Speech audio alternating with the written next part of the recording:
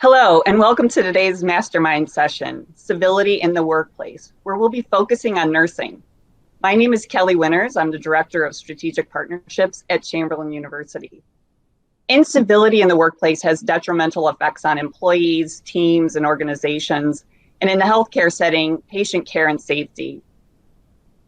In a document published by the Joint Commission Division of Healthcare Improvement, it was cited that 38% of U.S. healthcare workers reported psychological harassment.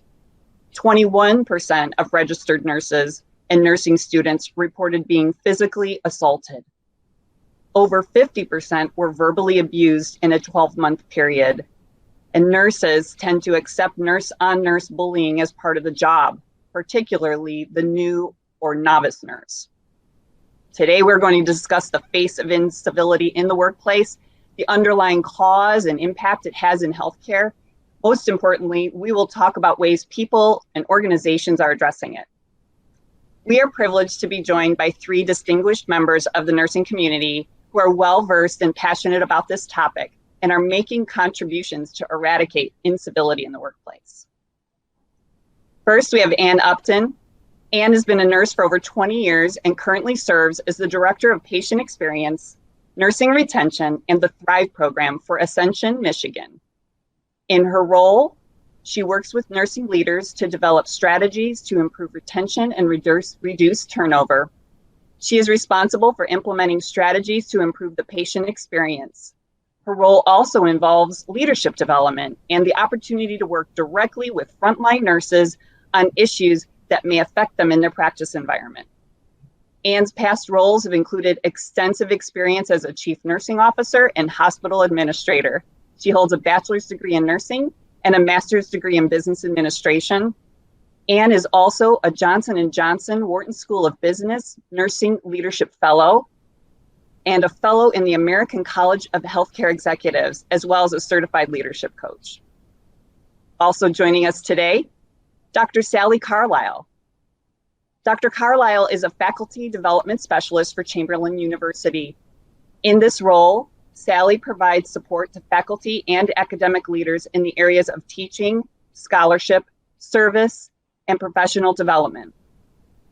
Her academic experiences range from pre-licensure and post-licensure nursing faculty to campus academic leadership. She has enjoyed working at Chamberlain University since 2013 and joined the Chamberlain Center for Faculty Excellence in 2018. In addition to campus and programmatic support, she has served as a preceptor for several MSN and DMP students and is responsible for continuous improvement of the Chamberlain Faculty Development Program. She serves on the Diversity Council, English as a Second Language Task Force, and Scholarly Review Committee.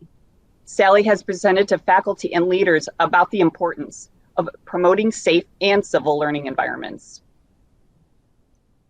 Also joining us is Erica Terry. Erica Terry is the nurse career coach for Ascension, Michigan. She helps nursing staff explore their personal and professional aspirations and provides assistance with career pathways that facilitate growth and promote horizontal and vertical transitions within Ascension. Erica supports the nursing workforce to feel motivated, inspired, and valued for the patient care they deliver and the teams they lead. Erica joined Ascension in February of 2000 as a patient care technician. She obtained her associate's and bachelor's degrees in nursing and is currently back in school for her master's degree in nursing. Erica's career journey at Ascension includes positions as a lead preceptor, case manager, assistant clinical leader, and clinical nurse manager. She also led and served on several committees, including recruitment and retention, infection prevention, ethics, and workplace violence prevention. Thank you, ladies, for joining us for our discussion today. So I feel as though if we're going to talk about civility, we probably need to talk about what incivility looks like. So, Ann, I'd like to turn it over to you and talk a little bit about what you see as incivility in the workplace and in a healthcare setting. Well, thank you, Kelly, and thank you for having us here today to talk about this very important topic. And it's a topic that affects nurses at all levels of practice, from their entry level up through and including management and executive roles. And it certainly is prevalent in the nursing work environment. When I work with individuals or teams and there's issues of incivility going on, some of the things that I see most frequently are things like eye rolling, talking bad about somebody, making a difficult face or a negative facial expression when someone's trying to give report. Things like social isolation, not including someone in the team, making it difficult for a new team member to come on board. When I work with teams that are affected by incivility, there are definitely some things that I see that really come to the forefront. Things like increased turnover in a unit, maybe poor relations with the nursing leader on that unit, a lot of call-ins, people changing their point status. So nurses going from full-time to more of a contingent type role where they want to still keep their foot in the door, but they don't want to be in that unit all of the time. Most of the time, units that suffer with these issues are kind of known throughout the hospital as somewhere where a nurse maybe doesn't want to get pulled to or doesn't want to go to work in that environment. And I think it's important to note that these cultures don't just happen. They usually develop over time, and it becomes kind of the norm in that unit. So as we look to approach those types of issues, it's very important that we teach people to be aware of what incivility looks like. Thank you. Sally, you're in academia and in the education space. Could you speak to what incivility looks like there? Sure. Incivility looks actually very similar in the academic setting as it does in the clinical setting. Some of the things that may be a little bit different are, of course, we have students on one hand and faculty on the other, and both groups can contribute to incivility in the educational environment. It's important that individuals are on time. So, if there's frequent tardiness, anything that disrupts the learning environment from the student perspective, academic integrity issues like cheating or plagiarism, those types of things are considered uncivil. Much like Ann said, the eye rolling or the confrontations about grades or content or questioning the faculty members' expertise, refusal to accept what is best evidence, whether that be in practice or in teaching practice. From the faculty perspective, incivility can look like, bad-mouthing other faculty members or failure to intervene when there is an uncivil interaction in the clinical site. Some other things can be tardiness on the faculty member's part, failure to grade and give feedback in a timely manner, failure to share information. So if there is faculty to faculty incivility, so when faculty share courses or change courses, maybe refusing to share information or questioning a colleague's expertise or ability to teach a course. And it's really important that students don't witness those types of incivility. So it's really almost starting in the classroom. Yes. Before they're even out on the floors and in front of patients. Erica, do we have your sound back? Can you hear us, Erica? Can we give you a test, audio test? I think I'm back. Can you hear me? Yes, we can hear you. That's fantastic. Go on. I agree with everything that is being said. It can come in many different forms and shapes. Are you all able to hear me? Yes, we are. Okay. It can come in many different forms and shapes. It could be from a novice nurse giving report to a senior nurse. The nurse is trying to give all the information she has. The senior nurse is saying, I don't need all of that. So they kind of mess with their learning experience. It could be that, okay, I have this person and I'm going to give them the worst assignment. It could be withholding information, as they said, not giving everything that they need so that they have to go in and get information that could have been easily given to them. It's criticism. It could be subtle, not being included. It comes in so many different ways. And I do believe that it is unfortunate that it does start, not even from the beginning of school. It can start in prereqs because it's such a competition to get in nursing school. So I think we can look at incivility in many different places and work to eliminate it. Interesting. Anne, you briefly touched on some of the impact that it has on morale and turnover. Is there any other impact that we're seeing in the healthcare space for nurses when in the classroom or elsewhere that you'd all like to share? Certainly, when we look at impact, I mean, there's a number of different ways that it can impact us. Certainly, I think, financial impact from an organization, when you do have increased turnover, you have almost this revolving door of staff coming through a unit. And that gets very costly to an organization to continually replace staff and to continually train them. It also decreases the morale, I think, on the unit because you have this negative working environment. So that stress level is higher for staff. But I think most importantly for me is the patient safety aspect. When you have incivility going on, you can almost have an environment where safety issues are more apt to happen. As Erica had mentioned, if I'm a newer nurse and I am afraid to come forward and ask a question or to bring information forward because I'm afraid that I might get ridiculed or the team may talk about me later, or I may get isolated, I may be a little bit apprehensive to bring that information forward. And by not doing that or asking those questions, I could have a patient safety issue that occurs. Or if I'm too afraid to call a physician or another staff member, that could be detrimental. So we really need to actively get after those issues so that we don't have safety impacts to our patients. Yeah, I didn't realize how it trickled down to the patient. Sally, what about in the classroom? Is there a different sort of impact that you're seeing? In the classroom, it can impede the ability for the classroom to flow. So in nursing, we really want students to be active participants in the classroom. We really discourage our faculty from, standing in front of the room and teaching via PowerPoint. We want there to be active involvement in case studies and question asking.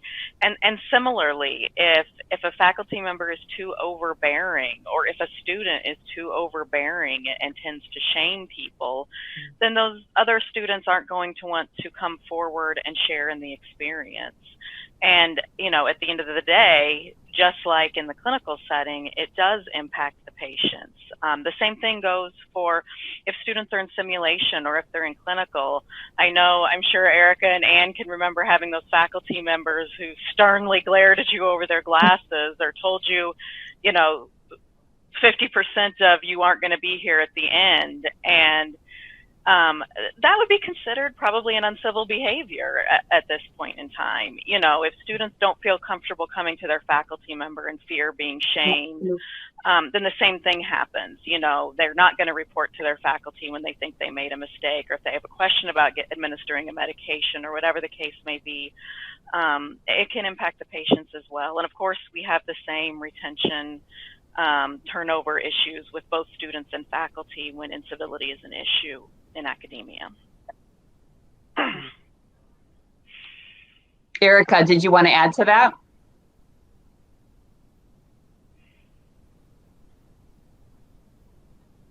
I think we're experiencing a slight delay with Erica. Erica, can you hear us? Absolutely. I remember those days, and you would come and be I can hear you. Okay. I said, I remember those days in nursing school when you were so eager to get in nursing school and your instructor stood there and said, well, half of you aren't going to make it.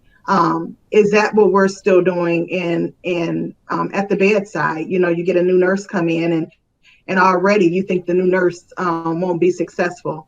Instead of changing the mindset, speaking negative, but speaking people up. So coming in saying that I have faith in you, that you can do it, that you can make, is the shift that we need to make, and understanding that, again, we talked about eating your young, that is not the way to make people soar. It's a way of tearing people down, and being able to support them, speaking positive encouragement, is how we move away from incivility.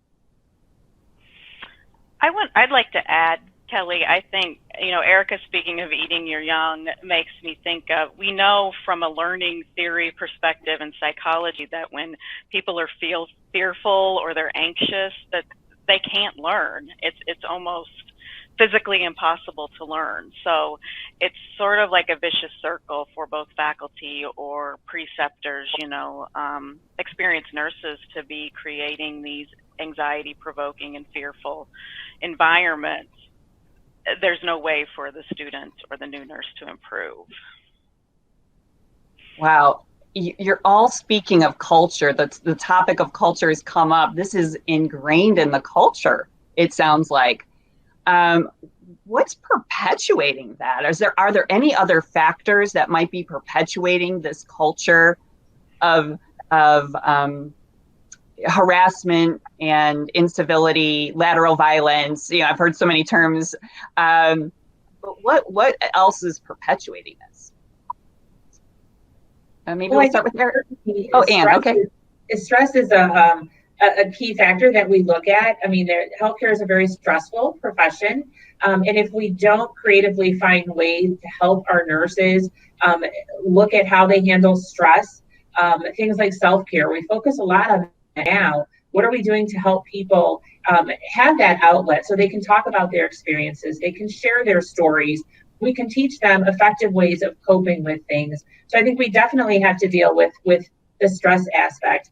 And also, if we have nurses that go into a unit or go into a sort of toxic culture on a unit, and they start to learn that this is the norm, and that's what they've always practiced or experienced, then it becomes kind of their norm of how they handle those situations.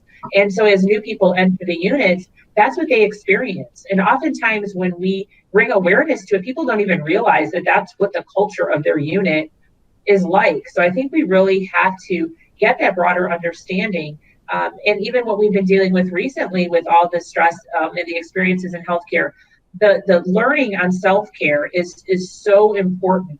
And giving people that time to reflect, to have a break, to get their emotions, to express those things is absolutely key right now. And it's, I think, key in keeping people in the profession even longer, so we don't see that turnover. Thank you, Anne. Erica, how about you? Are you, would you have anything to add to what Anne has been observing in the way of what might be perpetuating the culture? Yes, the culture, I believe, is there, but I also believe that with us bringing light to this, putting a definition behind what lateral violence is, giving the examples of what lateral violence is, I think we are starting to see a shift, holding people accountable, saying that it's not acceptable. A lot of times you hear the statement, oh, well, that's just them, or that's just the way they are. Oh, that's not just them, and that's not just the way they are. It is unacceptable behavior. Calling it out, having courageous conversations is how we move away from it. Am I saying that we're perfect? Absolutely not. But we have a long way to go. But the fact that we're talking about it, the fact that we're calling it out, gives me encouragement that we're moving towards. We come from an era where physicians dictated to nurses on what they needed to do, and there was never any question asked about it. And now we have empowered nurses. So we're not dictating. We're going to elaborate, and we're going to have a conversation about what's best for them. And also being able to say, well, okay, I have a concern, because everything that a person says is not golden, right? So being able to speak up and say, I understand that order, but I have a concern. And not even that, teaching and educating and saying that it's okay to follow the chain of command. One of the things that was implemented in the hospitals was rapid response. And so the rapid response was implemented because some nurses would call and give information to a physician, but they just really couldn't see the picture and what they were trying to say. So if a nurse felt like that her patient was in trouble, his or her patient was in trouble, then they made it to where you can dial a rapid response and you can get people there immediately to get the help that you needed for your patient. In implementing rapid response, there were some physicians that would come up to the floor and say, "Why did you call a rapid response?" "No, you could have just called me." Well, knowing that just calling you time doesn't work, so we need to get the people up here to care for our patients, and so that was implemented. So there's things that are changing that behavior that people were used to, and again, we just have to keep on working and find things and support nurses when it happens. Great. Sally, what about the classroom? It seems like it all starts, right? It starts somewhere, and what's perpetuating it in the classroom?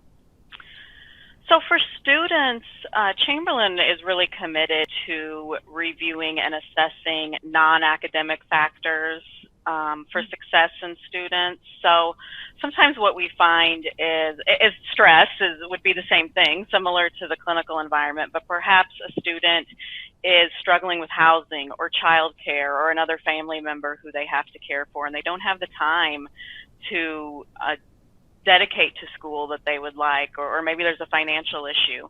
And so, working to help them address those issues can decrease the stress. And sometimes the classroom is the place, maybe where the stress bubbles over and a frustration that they might have outside maybe bubbles over in the classroom. So, and with faculty similarly, it could be workloads, it could be stress of, making sure that we want the students to be successful. We want the students to be safe. And as a faculty member, it can be a lot of responsibility. Well, let's shift the conversation now to what are we doing about it? And let's start with you, Sally. Because I feel like that's where nurses begin, right? So let's start with you and what sort of changes you're making in the classroom to help address civility. So, there are some variables that impact civility, observing uncivil behavior in others, or especially authority figures, or maybe other nurses who we look up to, a previous experience with civil or uncivil behaviors, and that could be all the way back to, high school. But in a classroom environment, that is where it's important for all faculty to sort of come together and have the same expectations for students, so that incivility is not tolerated in any classroom, and then they know what to expect from class to class. And then knowledge of acceptable behaviors, and that's probably the biggest piece that we tackle. So, we're educating faculty about this, and then we ask for them to, put those practices into place. So allowing students to collaborate on what is acceptable behavior in the classroom, clinical, and lab environment. And a lot of times we find that if there's that peer-to-peer accountability, so the faculty member allows the students to talk about, we don't want people to be late. We don't want them to be on their phones. We don't want to listen to you argue about your grade when we're supposed to be learning. We find that, we talk about that the first day, we put it into practice, and usually students will accept that a little bit better than maybe the faculty member just coming in and saying, these are the rules. Now, of course, the faculty member will have to weave in what his or her expectations are alongside the student expectations, but really allowing that collaborative discussion can be an effective method for managing civility in the classroom. And then, of course, leaders in academia have to establish that among the faculty too. So helping them to understand that the faculty on faculty incivility is an issue that students see. The faculty and staff nurse incivility in the clinical setting is something that students see, and then that just, like we said, culture, that enculturates them that this is the way, this is what being a nurse is, and this behavior is okay. So we want to try to stop that before they get out into the clinical setting. Interesting. So you're you're dealing with almost a little bit of baggage the students are bringing in from previous behaviors and how they went through school, and not only teaching them how to be a good nurse, but also giving them the tools to be kind to one another and to be a caring person. So it really does start there. Anne, if you could speak to what are you doing, or what are organizations doing, but I'd love to hear what you're doing about incivility, addressing lateral violence in the workplace. Sure, thank you. I'm really proud of the work that Ascension is doing.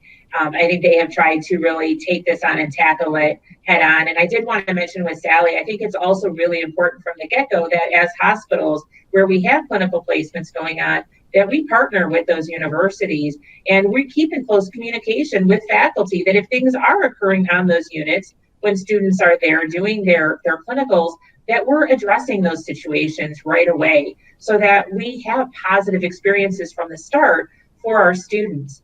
Ascension has really taken a step in working to address incivility. And I think first you have to have support from the top down. So from our senior leadership and our chief nursing officer for the state, we have incredible support for eradicating incivility in our work environments. Our Professional Nurse Development Council, about a year ago, decided to take on a project to work with how to eradicate incivility in our nursing units. The first thing that they wanted to do was get an understanding of what did our nurses feel incivility was. And so they did a survey. And from there, we found that there were opportunities for us to raise that awareness. And I think that really is the first step, is creating that awareness. So we started with having all of our leaders attend a webinar and a meeting where they talked about what is incivility, how do you recognize it, and how do you talk to your staff when those things happen, because that can be a difficult conversation for a leader to start with their staff member to address those issues. From there, they created a poster that was placed on every unit. It talked about what are some common things that you see with incivility. What do we do? What is Ascension's policy related to incivility? And if you see those things happening, how do you take action to address it? And so doing that, we wanted to raise that awareness, have that information out there. And then what we also did is we created a book of vignettes that were different scenarios that involved what would be perceived as incivility. And all of the leaders received those booklets, and they use those booklets as discussion topics at their huddles to bring up scenarios and open that dialogue and have staff have the opportunity to discuss with their leaders, where do they see incivility in that situation? And then how would you handle that situation if you were ever placed in it? And kind of what would be those next steps? So it really, I think, starts with that raising of the awareness, because what we found too is oftentimes people didn't realize that when they were eye rolling or perhaps making a face, that would be perceived by some as incivility. And so it's raising that awareness, getting that education out there, and not being afraid to open that dialogue up with folks. That's a really interesting approach, because by creating kind of nebulous scenarios, right, even though they could be something that someone just experienced, you're removing it from the situation, the potential situation at hand, and giving them more of a neutral discussion point. So that's a really interesting approach. Erica, you've been a unit manager, you're a nurse coach, you're working with leaders, you're working with nurses at the bedside. What are some of the things you're doing to help eradicate incivility in the workplace? So thanks for asking again. First of all, I think the main step is identifying it. So calling it out so that people understand what it is. As Anne spoke earlier, Ascension did have a big initiative about a year ago, I believe, that talked about incivility. And so they came out with toolkits, they came out with education, they came out with posters, as she said, for the units. At that time, I was a clinical nurse manager. So what we did is we took the toolkit that was given. We all have huddles at the beginning and at the end of each shift. And so we took that huddle time and designated that as space to go through the poster, and then to also act out some of the scenarios of the vignettes that they had created. It was an eye-opening experience for some of the nurses, because some of the things that we talked about, they never would have even looked at as incivility. So having those conversations one-on-one with associates, letting the associates know that this is not, it is intolerant. We will have no lateral violence, no incivility in the workplace. Does it always mean that you go straight to discipline? Absolutely not. That's an opportunity to coach, because some people may not even realize that that's what they're doing. That's a chance to mentor. I was always a big believer, when I was a unit manager, of pulling two people in the office together and actually talking about what the issues are and what the problems are. And 9 times out of 10, when you get them in the office together, there's really nothing. And they're able to come to a resolve, and they're able to come to an agreement that they will move forward and learn to respect each other. Now, as a career coach, I have a lot of different people that I mentor. Some is not only just for moving to a different position. Maybe it's a leadership. I want to go in leadership. What can I do to gain some better leadership skills? Some may be that it's a conflict at the bedside or on the nursing unit, and then they want to know, well, how can I solve that? So what I've done with that is had some brainstorming, and then we did some role playing. Okay, so this is a scenario. Tell me how you would address this person, and then we would kind of go back and forth and talk about that. But I think the biggest thing that we can do is make a culture that is free from punitive, and free that people can come up and they can talk about what their issues are, talk about what their problems are, and not shy away because I feel like I'm being bullied, or because I feel like they're going to give me a bad assignment, or if I do this and I request a day off, they won't give me the day off that I requested. So having that as a leader, as a coach, open, trusting relationship with the individuals, with your staff, with the people that you serve is key to whatever needs to be done to help kind of eradicate this incivility. The main thing is zero tolerance. The other thing is understanding definitely what it is, and then making the environment safe to be able to speak up. That's great. So many different things that you've been doing. So appreciate that. And what a great tactic to help two people overcome the difficult conversation by helping foster that difficult conversation. So we talked about awareness, education, we've talked about implementation. What sort of resources would you recommend to our audience today to raise awareness or to educate, and maybe even some tools for implementation? Let's start with you, Sally, since this really starts at the classroom, right? So let's start with you. Sure. So I always go to the National League for Nursing or the American Nurses Association. Both of those organizations have very clear position statements regarding incivility, civility. In fact, the American Nurses Association added language around civility and lateral violence to the most recent update to the Code of Ethics. So, from the academic perspective, we always work with students and introduce them and talk about the Code of Ethics throughout the curriculum. So it's important to include that in discussions. So if incivility comes up, including that as a professional expectation. Some other things are, there has been some recent work about cognitive rehearsal as a tool to sort of empower the individuals who may be the recipient of incivility. So there's quite a bit of research about that in novice nurses and clinical, and basically that's just where we've talked about these vignettes, and then you take the next step and give them a very simple response. When this happens, this is what you're going to say. And researchers have found that it really does empower the novice nurse and stop the uncivil behavior. And a few people have started looking into that for faculty to use that in the classroom, because we do have novice educators, just like, they're novice nurses. The other thing I would suggest is there are a lot of DNP and MSN students, so Master of Science in Nursing or Doctorate in Nursing Practice students, who have committed to civility research as their project focus. And that means that those individuals are experts. And at the end of their program, they're looking for places to implement whatever their project may be. And they want to collaborate with organizations and find out what their needs are, and work with leaders to implement projects that could address civility in the clinical arena. So, I think that encouraging that collaboration, even though incivility can be something that no one wants to admit to, that can be a great way to address the situation. Thank you. And what about you? What are some of the resources you'd recommend to our audience? Well, certainly ANA is one that we go to very frequently. We utilize their webinar and also their information on incivility as a basis for the education that we provided. I think that's extremely important to look to those resources. We also developed a number of tools around things like conflict resolution and brought that on very early with our nurse residency programs. Topics about incivility, we opened up that dialogue during nurse residency.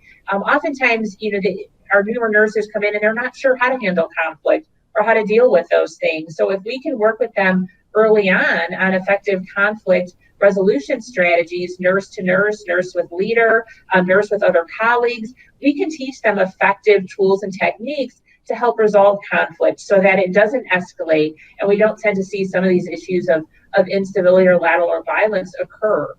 So yeah, utilizing those resources. I think also partnering with your human resources department in your hospital.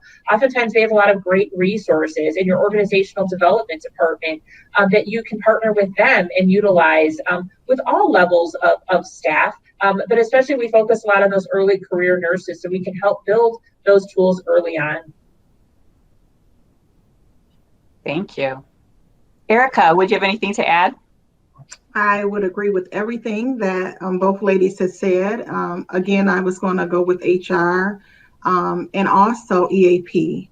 A lot of organizations have employee assistance programs. Having a mentor, teaming new nurses up with a mentor, having a mentor that they can talk things through, and then being able to use your practice council. We have the system practice council, we have the Michigan Market Practice Council, but we also have unit-based practice councils. So being able to discuss those things there is also some tools that nurses can tap into. Well, thank you very much. And thank you to all of you. I really appreciate your insights in today's topic. And thank you so much for taking the time to share your experiences and some of the things that you're doing with our audience today. I'd like to leave you with a quote from Dr. Deborah Eicher-Catt, who's a professor of communication arts and science at Penn State, York. And also remind you that we have another mastermind session next week, Wednesday, at 1 p.m. Central Time. You can find it on LinkedIn and Facebook. Thank you so much, and we appreciate your time.